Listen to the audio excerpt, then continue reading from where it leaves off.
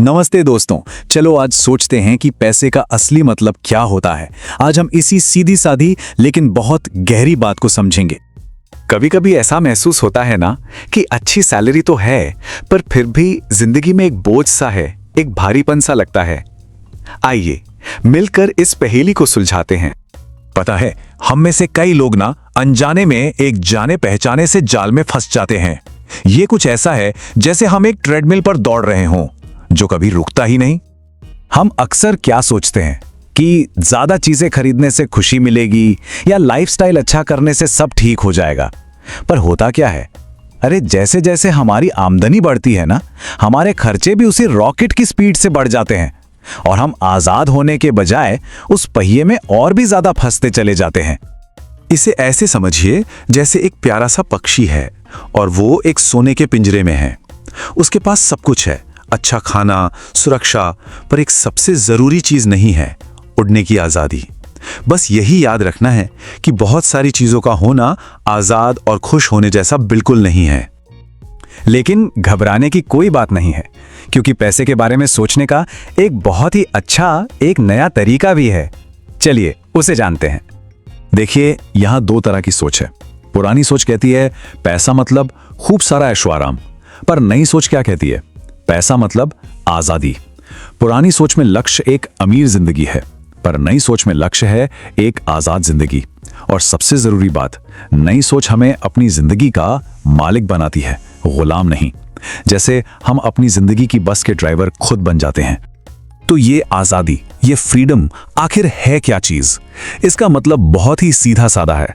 ये चुन पाने की ताकत कि हमें कब, कैसे और किसके साथ काम करना है, और सबसे जरूरी अपना कीमती समय कहां बिताना है। अच्छा, इसे और अच्छे से समझने के लिए चलिए कुछ छोटी छोटी प्यारी प्यारी कहानियां सुनते हैं, बिल्कुल वैसी जैसी हम स्कूल की किताबों में पढ़ते थे। तो दो दोस्त हैं, आशा और राहुल। आशा अपनी सारी पॉकेट मनी तुरंत ही खर्च कर देती है और फिर हर छोटी मोटी जरूरत के लिए दूसरों पर निर्भर रहती है। और वहीं राहुल समझदारी से पैसे बचाता है और खुद अपना लैपटॉप खरीदता है। देखिए, राहुल अपनी छोटी सी आजादी को कितना एंजॉय कर रहा है ना? कितनी अच्छी बात। अब मनोज और अरविंद की कहानी देखते हैं। मनोज के पास कोई बचत नहीं है और ईएमआई का बोझ है, इसलिए वो चाहकर भी अपनी तनाव वाली नौकरी नहीं छोड़ सकता। दूसरी तरफ अरविंद के पास एक इमरजेंसी फंड है। जब उसे ऑफिस में परेशानी होती है तो वो पूरे आत्मविश्वास से एक ब्रेक ले सकता है। ये छोटी सी बचत की आदत है ना, बिल्कुल वैसी है जैसे बारिश आने से पहले ही छाता अपने पास रख लेना। ये बड़ी सुरक्षा देती है। और अब बिजनेस की दुनिया से एक कहानी। सुरेश सफल दिखने के लिए बहुत ज्यादा खर्च करता है और फिर पैसों के लिए उसे हर तरह के क्लाइंट का काम लेना पड़ता है। वहीं रमेश अपने खर्चे कम रखता है। इससे उसे ये आजादी मिलती है कि वो खराब क्लाइंट्स को ना कह सके और सिर्फ अच्छा क्वालिटी वाला काम चुने। अरे भाई, असली सफलता तो यही है। आजादी जिंदगी को खूबसूरत बनाती है, ऐशो आराम नहीं। कितनी सच्ची और गहरी बात है ना? और ये बात सिर्फ हम जैसे आम लोगों पर ही लागू नहीं होती, बहुत सफल लोग भी यही मानते हैं। पेटीएम के संस्थापक विजय शेखर शर्मा कहते हैं, मैंने अमीर बनने के लिए बहुत मेहनत की, फिर मुझे एहसास हुआ कि सबसे बड़ा ऐशो आराम तो अपना खुद का समय होना है। तो चलिए अब हम सब अपनी आजादी के इस प्यारी सी यात्रा को शुरू करने का एक बहुत ही आसान तरीका सीखते हैं। तैयार हैं सब? सबसे पहले बस एक पल के लिए रुकें और खुद से ये सवाल करें, आज जिंदगी का कौन सा हिस्सा है जो थोड़ा बंधा बंधा सा महसूस होता है। अब दूसरा सवाल, ऐसी कौन सी खर्च करने की आदत है जो हमारी आजादी को थोड़ा कम कर रही है? हो सकता है ये दोस्तों के साथ रोज रोज बाहर चाय पीने की आदत हो। छोटी छोटी चीजें भी बहुत मायने रखती हैं, है ना?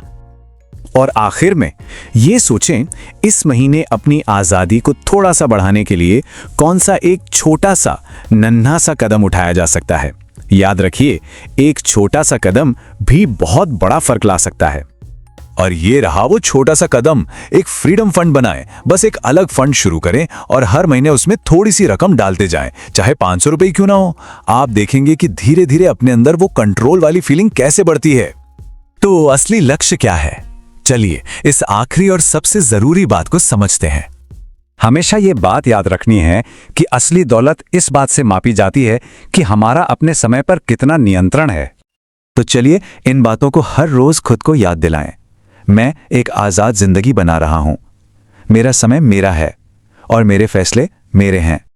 तो याद रखना दोस्तों, रोज थोड़ा थोड़ा सीखने से ही एक दिन बड़ी सफलता मिलती है।